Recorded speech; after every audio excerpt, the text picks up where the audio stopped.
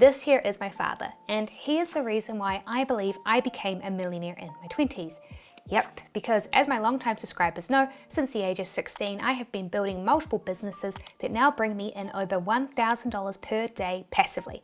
And while I wish that I could take full credit for them, I can't. Nope, because if I'm being totally honest, a huge part of my success was thanks to my mother and my dad. When I was a kid, they ran a small business manufacturing and selling custom-made lights, and knowing that I wanted to follow in their footsteps one day and run my own business, they would share with me the lessons they were learning, both their wins, but also crucially, their mistakes. And well, the truth is that these lessons gave me a huge head start when it came to making money and building a business. For example, one night my dad taught me a crucial yet very unusual lesson, which was this: millionaires don't learn skills themselves. Instead, they use money to instantly acquire them. Yep, on YouTube, most finance channels I see seem to be recommending that you should learn a highly paid skill. But my dad actually taught me the opposite. He said, Sarah, if you want to get rich, don't waste your time learning skills. Yes, and to teach me this, when I was 14 years old, my mum and my dad made me a special gift. This sheep, this is a prototype moisture detector. It has an LED light for its tail, and it has a circuit board inside of it that has a nail attached that is disguised as a leg. When you put the sheep in a pot plant and water it, once the nail recognizes moisture, the tail lights up telling you that you've watered it enough and that you can now stop. So then, the question of course is this: why did they make me this sheep? And well, the answer is a little controversial. You see, here in New Zealand, we have workshop classes at school where we make things with tools. And well, one day my workshop teacher announced a big contest. He said that all of us in the class were going to create a simple moisture detector circuit board and then put it inside of a cardboard box. And then he said we'd each turn it into a product prototype that could be sold in a gardening store, and whoever made their circuit board into the best product would win the contest. And so of course, most kids just did something super simple, like take their cardboard box and then draw some flowers on it or stick some flowers on it. But not me, because you see, I wanted to win. So I had an idea. Why not turn my circuit board into a sheep? That would be awesome.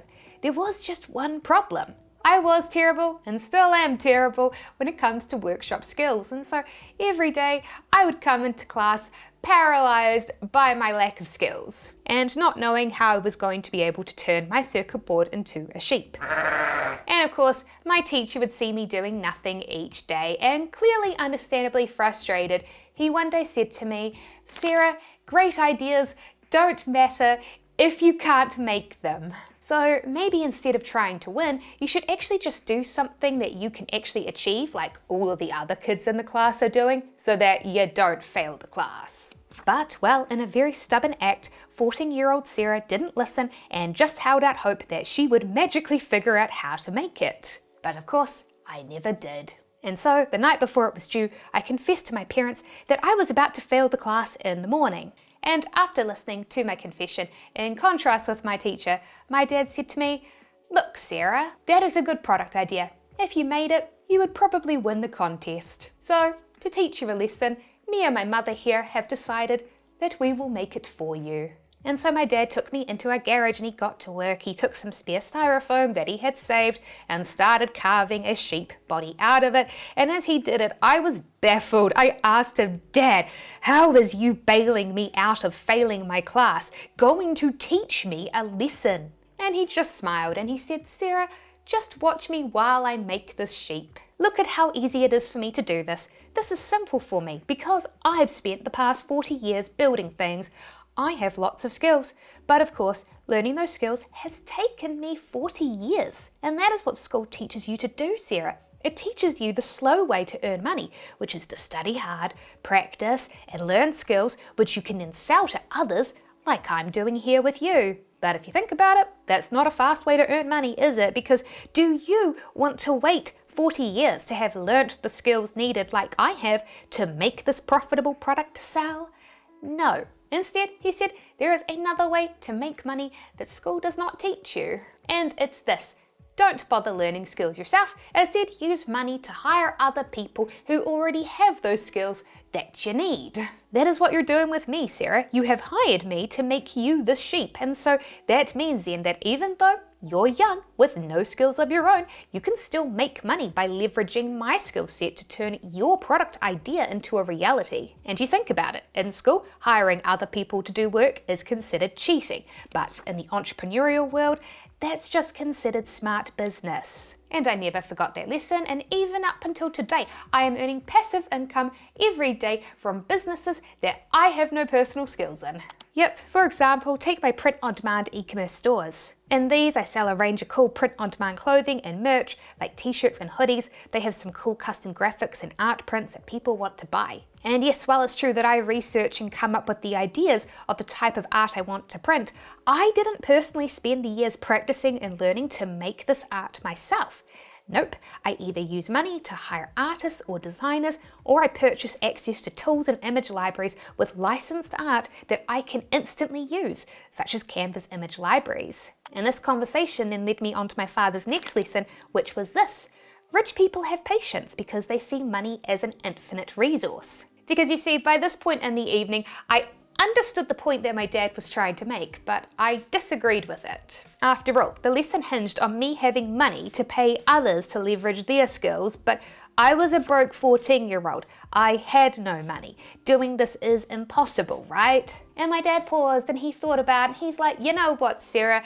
You probably need less money than you realize, because money is an infinite resource. You're 14, you're old enough that you can go get a job delivering papers or working at the supermarket. You can save the money you earn and reinvest it. No, it won't be much money, he said, but it doesn't need to be, because even if you start with a small amount of money, if you reinvest it and leverage it, the magic of money is that it grows and compounds over time. Yes, money isn't literally an infinite resource, but in practice it feels like it because it is scalable. At first, you have little money to invest. Your returns will likely be small, but because money compounds as you reinvest it, your earnings will grow and grow. The key is to have patience, to wait for it to start compounding, which, he said, most people don't have. Which makes sense. After all, Sarah, school teaches you to get a job, and when you get a job and start working, you immediately start earning a guaranteed paycheck. So most people expect the same from starting a business, but that's not how investing money works. Instead, it starts small and it grows over time through the power of compounding returns. And you know what? Once again, my father was right.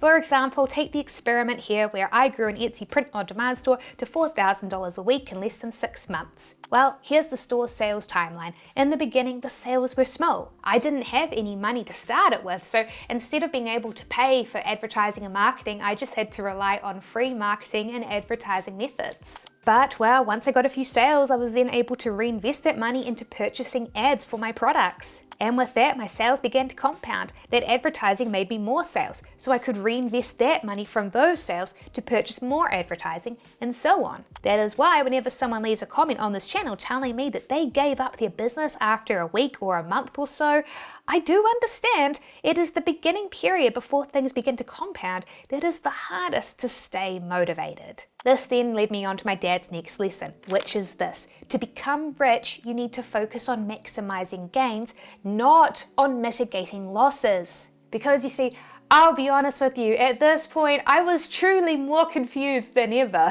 Since, well, if you think about it, at this point in the conversation, my dad had told me that the formula for getting rich quickly when you're young was simple. A good product idea plus money to leverage other people's skills equals fast wealth. So then if the formula to fast wealth is so simple, then why isn't everyone doing it? Why isn't everyone rich? And my dad laughed when I said this, and he admitted to me that if he was honest, most people, including himself, don't like taking risks. And you know, he was speculating based on his own personal experience, but actually he was right. A core part of consumer behavior psychology is that most people will choose the option that mitigates and avoids potential losses rather than choosing an option which maximizes potential gains. And so learning a useful skill and then selling your time as an employee to get a guaranteed paycheck is a safe way to earn money, and it mitigates any risk of having any losses.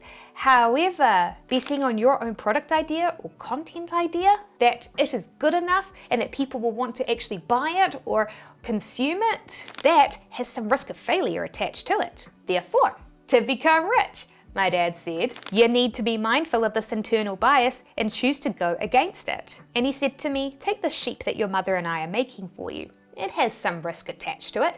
It is very clear and obvious that you did not make this yourself.